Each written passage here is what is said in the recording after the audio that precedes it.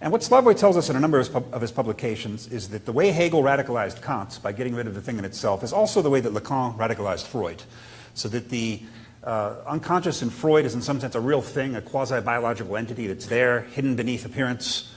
For Lacan, that's not really true. The unconscious occurs in the gaps and ruptures on the surface. There's not really a hidden place where the unconscious is. Now, what I would say is that neo-modern philosophy radicalizes Kant in the wrong way. It tends to say that the problem with Kant, this great genius, is that he allowed for finitude, this idea that humans cannot reach the thing in itself because we are only experiencing according to space-time and the 12 categories of the understanding, and so we can never get at the thing outside there. And the neo-modern philosophers tend to try to get rid of this finitude, which they distrust.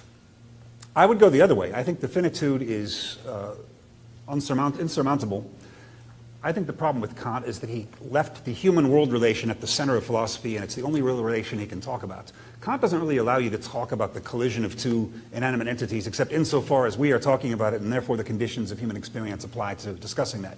So I think what should have happened is people should have said Kant is a genius precisely because of the finitude. He just shouldn't have reduced it to the human world gap, so that we poor humans can't reach the end itself. It's a problem of the subject, of the human being. For me, the same problem happens when inanimate objects collide. To take the old example from Islamic philosophy, when fire burns cotton, the fire is not making contact with all the properties of the cotton, but only with a caricature or a translation or a distortion of the cotton. And so there's no direct contact possible in the inanimate world either, and so the same problem that happens in the subject happens in the inanimate world as well. This is one of the central principles of O, as we call Object Oriented Ontology. So if you want to speak about this counterfactually in terms of the history of philosophy, instead of a German idealism, there could have been a German realism at that same moment that took the path I've just sketched. And it was quite plausible because German philosophy at the time was very much under the influence of Leibniz, and Leibniz also allows for this world of non-human things mirroring each other and reflecting each other. This could have happened. So in a way, O is just trying to create German idealism 200 years after it first could have been born. All right, now realism. This is another probable difference between us. I know Slavoj doesn't like being called an idealist always, but he certainly wouldn't call himself a realist, I don't think. Realism is sometimes also called naive realism, as if there were other kinds, according to these critics. They think all the realism is naive. And this means, according to them, the idea that there's a reality outside the mind, that the mind has nothing to do with constructing. I think that's the wrong way to define naive realism. I think naive realism is the kind of realism that thinks there's a world outside the mind and I can know it. That's the first problem, because I think the real is so real that it cannot be known. It can be gotten at indirectly. It's not completely inaccessible, but it's inaccessible only through what I call allure. Something is summoning you, something is drawing you, with aesthetics being a very clear case of that. Something is summoning you without being directly accessible. That's one problem with what they call naive realism. Adrian Johnston, who among many other things is one of the best interpreters of Slavoj that we have, claims that I will be left with nothing but negative theology if I take this path. But that assumes that there's only two options. You either know something or you don't.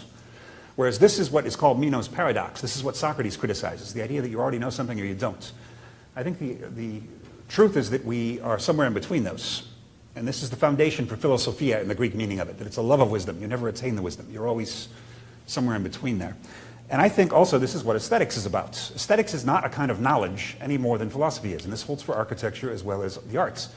You obviously make use of knowledge in architecture, just as we do in philosophy, but you are not primarily producing knowledge. That's a side effect at most of what you're doing in architecture. You're producing something else. You're producing something that's not ever fully knowable, not ever fully paraphrasable in literal terms, in terms of you can say literally what the 25 qualities of this building are. You can try that, but it's never going to work. So aesthetics is very central for O. And how am I doing on time, Anna? Fine? Okay. Here's another problem I have with naive realism. People always say realism is the view that something exists outside the mind. Who says that the mind is the only thing with an outside? There's an outside also when two objects interact.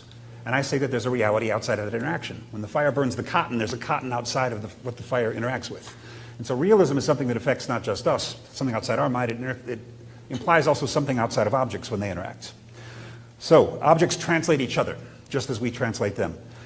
Alfred North Whitehead got a glimpse of this in his wonderful sort of throwback philosophy in the 1920s, but Whitehead for me is too relational. He reduces objects to their relations with other things, whereas O is all about the irreducibility of objects to their relations.